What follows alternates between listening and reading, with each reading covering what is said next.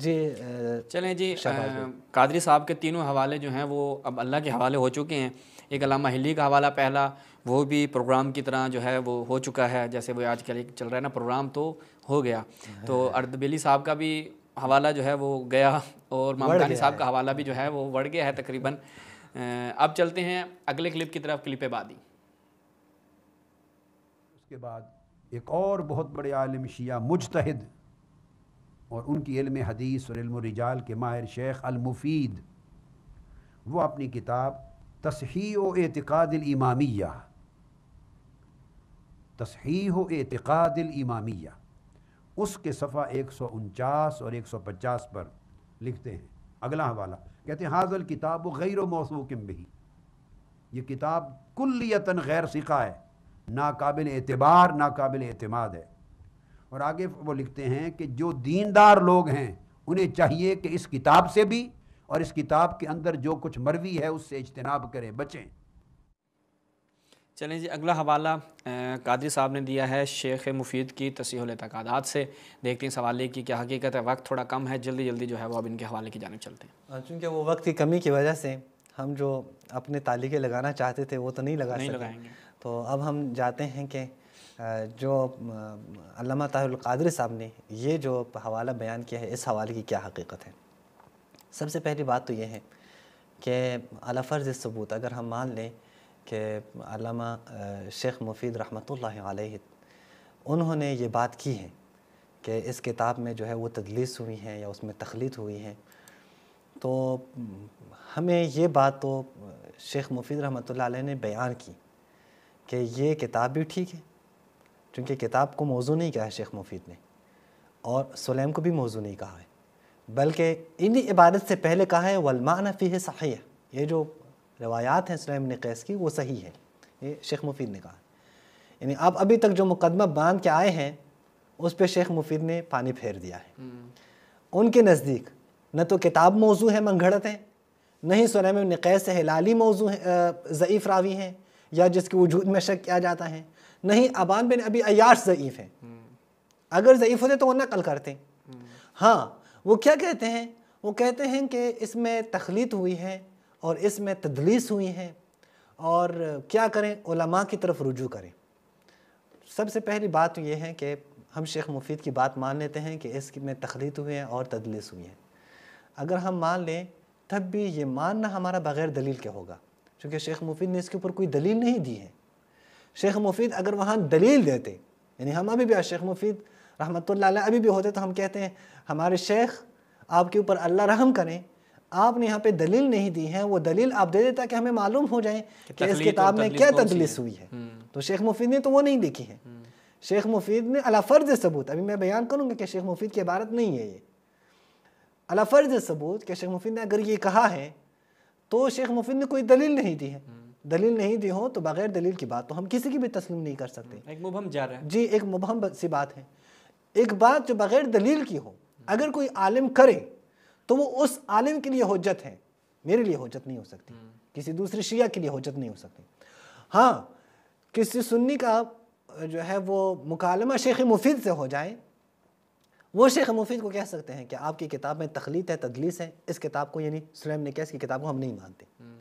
لیکن یہی بات کوئی بھی سنی دیگر کسی شیعہ کے سامنے نہیں رکھ سکتا، کیونکہ اس پہ دلیل موجود نہیں ہے۔ تیسری بات ہم کرتے ہیں، اور وہ کیا؟ اور وہی کہ کیا یہ شیخ مفید رحمۃ اللہ علیہ کی جو کتاب ہے یہ کتاب ثابت ہے یا نہیں ہے؟ تصحیح الاعتقادات، یہ آپ دیکھیں، میں خود اہل سنت جو ہمارے بھائی ہیں میں ان کو بیان کرنا چاہتا ہوں کہ تصحیح الاعتقادات کے بارے میں ہمارے علماء کیا کہتے ہیں، کہ کیا وہ شیخ مفید کی کتاب ہے یا نہیں ہے، کیا ان تک جو ہے وہ صحیح سند سے صحیح نسبت جو ہے وہ موجود ہے یا نہیں ہے۔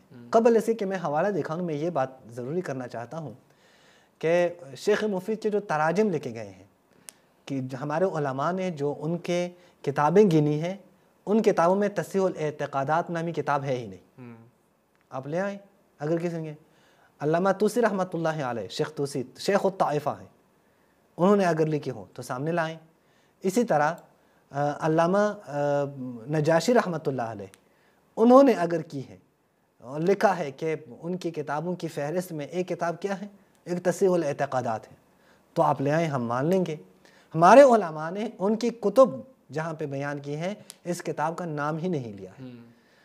دوسری بات کیا ہے کہ ہمارے علماء نے نہ فقط یہ کہ نام نہیں لیا بلکہ اعتراف کیا ہے کہ یہ کتاب کی نسبت جو ہے وہ صحیح سند سے ثابت نہیں ہے۔ یہ آپ دیکھیں فاطمۃ الزہرا سلام اللہ علیہا، یہ کتاب ہے فاطمۃ الزہرا، آگے ہمارے دوست جو ہے نا دکھائیں، ہاں یہ شیخ احمد سلمان جو تیونس کے ہمارے عالم دین ہیں حفظہ اللہ، ان کی کتاب ہے احداث بعد الرحیل الخاتم، یعنی رسول اللہ کے بعد جو واقعات ہوئے ہیں۔ یہ بہت ہی زبردست کتاب ہے اور اس کتاب کا ترجمہ بھی ہو چکا ہے اور ابھی شاید بہت ہی عنقریب یہ ترجمہ ہمارے دوستوں کے ہاتھوں میں آ جائے گی انشاءاللہ۔ اس کتاب میں شیخ سلمان رحمۃ اللہ علیہ نے حفظہ اللہ نے صفحہ نمبر 634 پہ کیا کہا ہے؟ کہا ہے کہ فکتاب تصحیح اعتقادات الامامیہ، تصحیح اعتقادات الامامیہ کی جو کتاب ہے وہ لا یعرف للکتاب سند اصلاً اس کتاب کی کوئی سند ہے ہی نہیں ہم تک پہنچی ہوئی۔ وَلَمْ يَذْكُرْهُ أَصْحَابُ الْفَحَارِسِ عِنْدَ تَرْجَمَتِهِمْ للشیخ مفید، شیخ مفید کے ترجمے میں شرح حال میں اصحاب فحارس نے کہ جو لکھتے ہیں کہ فلاں نے کتنی کتنی کتابیں لکھی ہیں، انہوں نے لکھا ہی نہیں اس کتاب کو، اس کتاب کا نام ہی نہیں ہے۔ پھر کیا کہتے ہیں سب سے قدیمی ترینی نسخہ جو تصحیح اعتقادات کا نسخہ ہے وہ یرجع للقرن الحادی عشر للہجرہ، وہ 11ویں صدی ہجری میں ہے۔ 11ویں صدی ہجری میں، 11ویں صدی ہجری سے پہلے کسی کے ہاں بھی اور کسی کو بھی معلوم نہیں ہے کہ یہ شیخ مفید کی کتاب ہے۔ اگر ہمارے اہل سنت بھائیوں نے تحقیق کی ہوں اور وہ دکھا سکیں کہ علامہ ہلی نے لکھی ہے لیکن فلاں نے لکھا ہے کہ یہ شیخ مفید کی کتابیں، تو ہمیں دکھا دیں، ہمارے علم میں اضافہ کریں، ہم خوش ہو جائیں گے اور شکریہ بھی ادا کریں گے۔ وَلَمْ يُعْرَفْ هَذَا الْكِتَابِ قَبْلَ زَمَانِ الْمَجْلِسِ، علامہ مجلسی رحمۃ اللہ علیہ سے پہلے اس کتاب کو کوئی جانتا ہی نہیں ہے۔ اب آپ مجھے بتائیں، آپ سلیم بن قیس ہلالی کی کتاب کو رد کرنے کے لیے ایک ایسی کتاب کا سہارا لے رہے ہیں جو 11ویں صدی ہجری سے پہلے معروف ہی نہیں ہے، کسی کو پتہ ہی نہیں ہے شیخ مفید کی کتاب ہے۔ تو یہاں شیخ مفید کے بارے میں یہ کہنا کہ شیخ مفید نے کہا ہے کہ اس کتاب میں جو ہے وہ تخلیط اور تدلیس ہوئی ہے، میرے خیال میں یہ ظلم ہے، چونکہ ان کی بات ان تک ثابت ہی نہیں ہے۔ آپ ابھی تک جتنے دلائل دے رہے ہیں وہ باتیں ہیں جو کہ ثابت ہی نہیں ہیں۔ نہ ابن غزائری کی بات ثابت ہے، نہ ہی جو عبارت آپ نے پیش کی وہ مقانی صاحب نے لکھی ہے، اور نہ ہی یہ جو عبارت آپ پیش کریں یہ شیخ مفید سے ثابت ہے۔ تو لہٰذا آپ پہلے کتب کی صحت کے بارے میں جو جانچ پڑتال کیا کریں، تب آپ کو معلوم ہوگا کہ اس کی کیا حیثیت ہے۔ اگلی بات جو طاہر القادری صاحب نے کی ہے وہ یہ کی ہے کہ شیخ مفید رحمۃ اللہ علیہ نے کہا ہے کہ یہاں پہ کوئی متدین انسان ہو، دیندار انسان ہو، وہ کیا کریں، وہ جائیں اور علماء سے پوچھیں۔ میں یہاں پہ صرف یہی کہتا ہوں کہ علامہ طاہر القادری صاحب، یہ بات بالکل اظہر من الشمس ہے کہ یہ بات ہر کتاب کے بارے میں ہم یہی کہتے ہیں۔ کوئی بھی کتاب ہو ہم کہتے ہیں کہ اس کتاب میں، چونکہ ہم قرآن کے بعد کسی کتاب کو بھی اول سے آخر تک صحیح نہیں کہتے، آپ کے ہاں بخاری مسلم کو اول سے آخر تک صحیح مانا جاتا ہے، ہم کہتے ہیں کوئی بھی کتاب آپ پڑھتے ہیں اس کتاب میں ضعیف روایات بھی ہوتی ہیں، اور اس کتاب میں جو ہے ایسی روایات بھی ہوتی ہیں جو کہ جن کو جو ہے نہیں مانا جاتا، جن کو قابل اطمینان نہیں سمجھا جاتا، تو اس کی پہچان کے لیے آپ علماء کی طرف رجوع کریں۔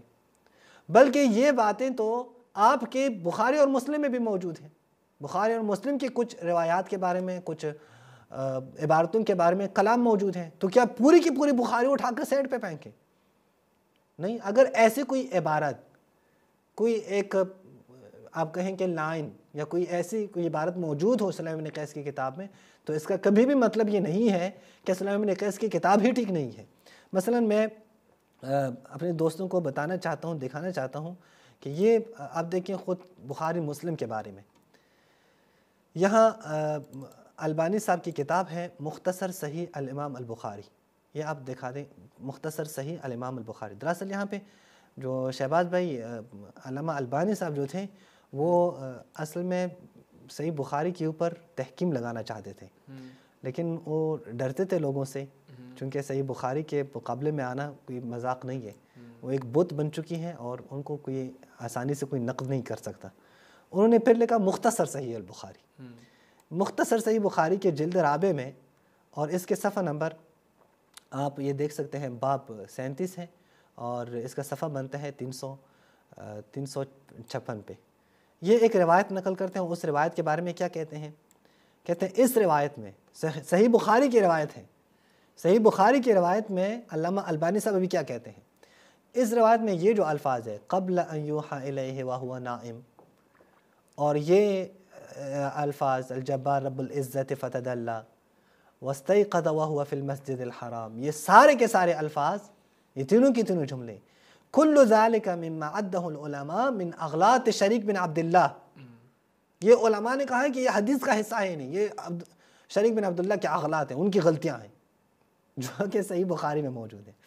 بلکہ اس کا مجھے ایک کتاب میں جو اردو کتاب ہے وہاں سے مجھے ملی، میں چاہتا ہوں کہ اس اردو کتاب سے بھی پیش کروں تاکہ ہمارے دوستوں کو معلوم ہو جو اردو عبارت ہے۔ یہ ہے تبیان القرآن، تبیان القرآن آپ دیکھیں، تبیان القرآن اس کے جلد 4 پہ علامہ غلام رسول سعیدی صاحب کی کتاب ہے، اور اس کے آپ صفحہ نمبر 157 پہ آپ دیکھیں۔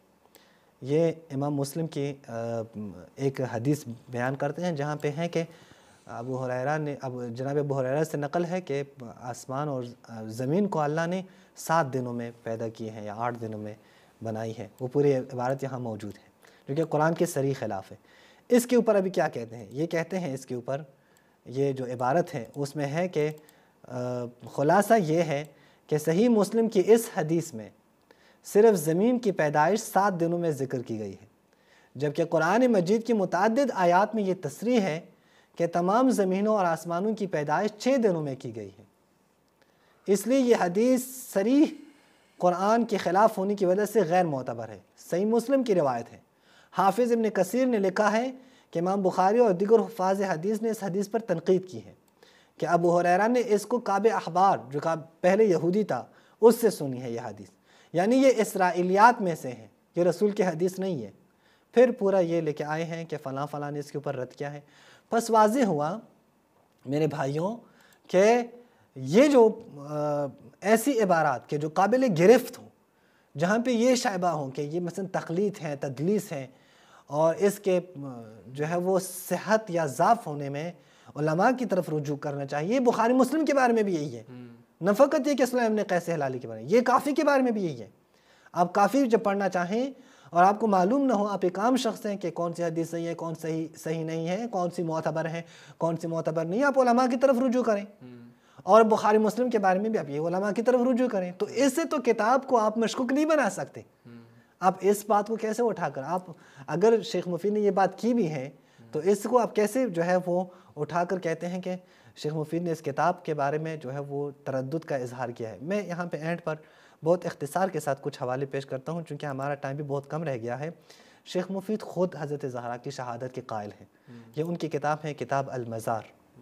یعنی قادری صاحب آپ کے نا درد کی دوا نہیں بن رہے شیخ مفید صاحب، درد کی دوا نہیں ہے، وہ خود قائل ہیں۔ ہاں، تو آپ کو مدعا کے مطابق دلیل دینے ابھی جو ہے وہ نہیں آیا، افسوس کے ساتھ کہنا پڑتا ہے۔ دکھائیں جی یہ کتاب المزار، یہ کتاب المزار دیکھیں آپ، اس کے شیخ مفید کی کتاب ہے رحمۃ اللہ علیہ، اس کے جو ہے وہ آپ دیکھیں صفحہ نمبر بنتا ہے اس کا 179۔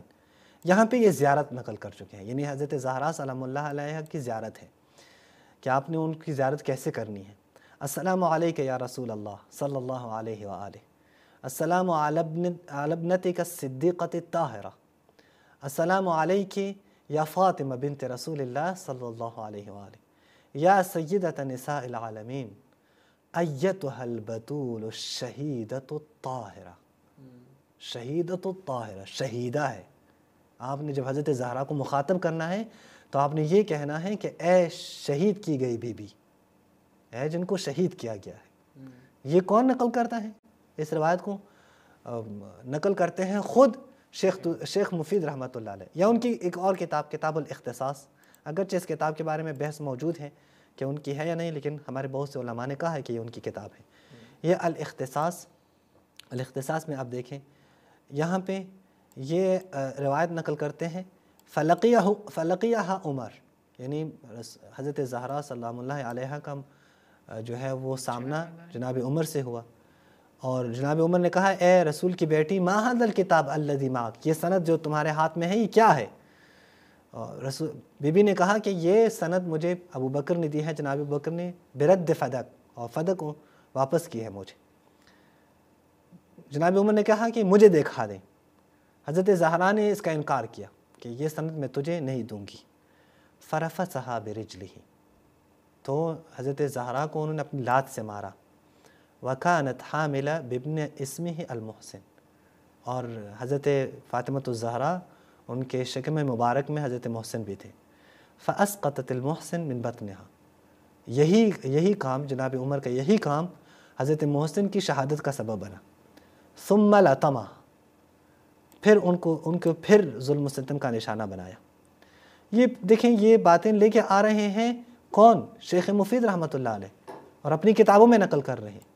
بس آپ کی جو ہے وہ مدعا کے اوپر یہ کبھی بھی کہ یہ شیخ مفید اس کتاب کو نہیں مانتے یا اس واقعے کو نہیں مانتے، یہ آپ ثابت نہیں کر سکتے۔ تخلیط اور تدلیس کی بات ہو تب بھی کتاب کو آپ مورد شک قرار نہیں دے سکتے، چونکہ یہ تخلیط اور تدلیس تو آپ کو بخاری اور مسلم میں ہوئی ہے آپ کے اپنے علماء کے کہنے کے مطابق، اور آپ کے اپنے علماء نے کہ یہ اسرائیلیات ہیں، قرآن کے صریح مخالف روایات ہیں۔ تو اس کا معنی ہے اگر آپ تخلیط اور تدلیس کو معیار بنا کر ایک کتاب کو رد کریں گے تو آپ سامنے آ جائیں، آپ پہلے بخاری اور مسلم کا انکار کریں۔ ہم تو کہتے ہیں کہ نہ فقط یہ کہ شیخ مفید رحمۃ اللہ علیہ ان کی اپنی کتابوں میں یہ بات لکھی ہے کہ وہ حضرت زہرا کی شہادت کے جو ہے وہ اقرار کرتے تھے اور وہ شہادت کے قائل تھے، آپ کے علماء نے بھی لکھا ہے کہ شیخ مفید حضرت زہرا کی شہادت میں روتے ہیں۔ یہ آخری حوالہ میں بتاتا ہوں، پھر شہباز بھائی کی طرف چلتے ہیں۔ تثبیت دلائل النبوہ، یہ اگر دکھا سکیں تثبیت دلائل النبوہ، قاضی عبد الجبار، یہ قاضی عبد الجبار مشہور عالم ہیں، یہ 1415 ہجری میں یعنی 415 ہجری میں، یعنی شیخ مفید کے ہم اثر ہیں، اور شیعہ کے خلاف کتابیں لکھی ہیں اس نے، اور اس کے رد میں شیعوں نے کتابیں لکھی ہیں۔ ایک ایسا شخص ہے یہ جو سید مرتضیٰ شریف مرتضیٰ رحمۃ اللہ علیہ کی کتاب ہے الشافی فی الامامہ، وہ اسی کی رد میں ہے، یعنی عبد الجبار کی رد میں ہے۔ یہ اپنی اس کتاب میں تثبیت دلائل النبوہ میں کیا لکھتے ہیں، یہ آپ دیکھیں صفحہ نمبر 594 پہ، وہ لکھتے ہیں وفی ھذا الزمان، اس زمانے میں، اور ان میں کون ہیں؟ یہ ابراہیم بن غسان، جابر المتوفی فلاں، اور ابو الفوارس، اور یہ فلاں فلاں نام، ابی محمد الطبری، ابو الحسن الحلبی، ابی یتیم الرلبائی، ابی تماسم التجاری، ابو الفلاں فلاں، یہ پورا نام، ابی خزیمہ و ابی عبداللہ محمد ابن نعمان۔ کس کا نام ہے محمد ابن نعمان؟ شیخ مفید کا نام ہے، ابو عبداللہ محمد ابن نعمان۔ یہ کون ہیں؟ یہ کہتے ہیں کہ مصر میں بھی ہیں یہ علماء، کچھ مصر میں ہیں، کچھ یہ کو فلاں، کچھ دمشق میں، کچھ اسقلان میں، کچھ بغداد میں، وہ بغداد میں شیخ مفید تھے۔ پھر کہ وَكُلُّ هَؤُلَاءِ، یہ سارے کے سارے يَدَّعُونَ التَّشَيُّعَ، یہ دعویٰ کرتے ہیں کہ یہ شیعہ ہیں، رسول اللہ کی محبت اور ان کے اہل بیت کی محبت کا دعویٰ کرتے ہیں۔ فَيَبْكُونَ عَلَى فاطمہ، یہ حضرت فاطمہ کے مصائب پہ روتے ہیں، وَعَلَى ابْنِهَا الْمُحْسِنِ، اور ان کے بیٹے محسن کے شہادت پہ روتے ہیں۔ وہ محسن کہ الذی زعموا ان عمر قتلہ، کہ جن کے بارے میں یہی شیعہ علماء یعنی شیخ مفید اور دیگر علماء جن کے نام لیا ہے، یہ کہتے ہیں کہ ان کو قتل کرنے والا کون ہے، ان کو شہید کرنے والا کون ہے؟ وہ جناب عمر ہے۔ آپ کے اپنے علماء کی شہادت اور گواہی وہ یہ بیان کرتی ہے، جو خود شیخ مفید رحمۃ اللہ علیہ کے معاصر ہیں۔ شیخ مفید 413 ہجری میں فوت ہوئے ہیں، یہ 2 سال بعد فوت ہوئے ہیں 415 ہجری میں۔ بس واضح ہوا کہ آپ کی یہ بات کہ شیخ مفید اس کتاب کو نہیں مانتے یا حضرت زہرا کی شہادت ان کے ہاں مشکوک ہو، اس بات کی کوئی حقیقت نہیں ہے، یہ بغیر دلیل کی بات ہے۔ جی شہباز بھائی۔ جی عماد بھائی، یہیں پہ ہم اختتام کریں گے انشاءاللہ۔ قادری صاحب کا رد جو ہے وہ اس کا سلسلہ جاری رہے گا، اور بڑی تفصیل کے ساتھ ایک ایک ان کی بات کے اوپر پکڑ کی جائے گی، اور ان کا رد آپ کی خدمت میں پیش کیا جائے گا انشاءاللہ۔ اگلی اقساط میں آپ کی خدمت میں حاضر ہوں گے۔ مجھے اور عماد بھائی کو اجازت دیجیے، والسلام علیکم ورحمۃ اللہ۔